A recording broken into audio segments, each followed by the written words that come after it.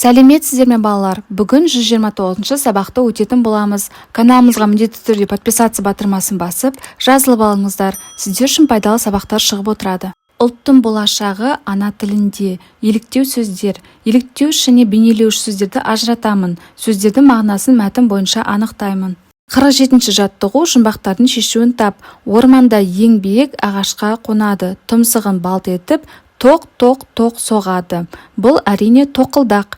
Шыр-шыр етеді, құлағынан өтеді. Ұстай алсаң, сөйлеп кетеді. Бұл әрине телефон. Қарамен жазылған сөздерге назар аудар. Не байқадың? Қарамен жазылған тоқ, шыр-шыр сөздері. Дыбысты бейнелеп айтылған сөздер. Қазақ тілінде еліктеу сөздердің екі түрі бар. Еліктеуіш сөз, бейнелеуіш сөз.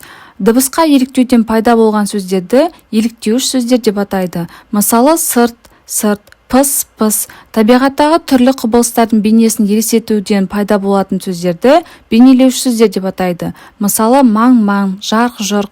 48-ші жаттығу артық сөзді тап ойыны. Бірінші, кітап, дәптер, сызғыш, балпаң. Балпаң сөзі бұл жерде артық. Жазады, желп, басады, өлшейді. Бұл жерде желп сөзі артық. Мен, өзі, саған, сатыр, ешкім. Бұл жерде сатыр сөзі артық екен. Тапқан сөздермен сөйлем құрап айт. Кішкентай күшік иесінің артынан балпаң жүгіріп келеді. Желдің қатты болғаны соншалық шашымыз желп етіп тұрды. Далада жауған бұршақ дауысы сатыр етіп тарсылдайды.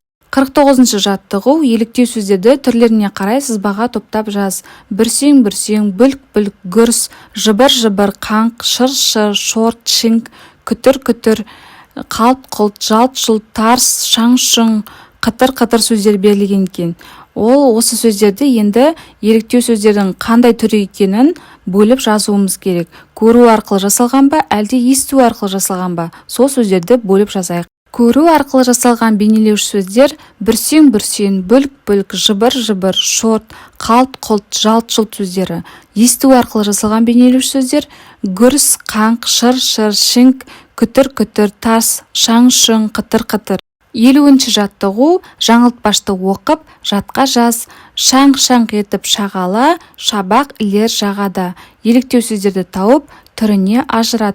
Еліктеу сөз шаң, есту арқылы жасалған бейнелеуіш сөз. 51-ші жаттығу мәтінді түсініп оқы.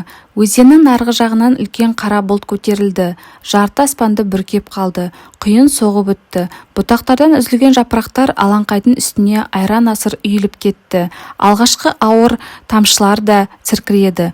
Найзағай жарқылдап күн күркіреді. Жауын ағыл-тегіл құйып кетті.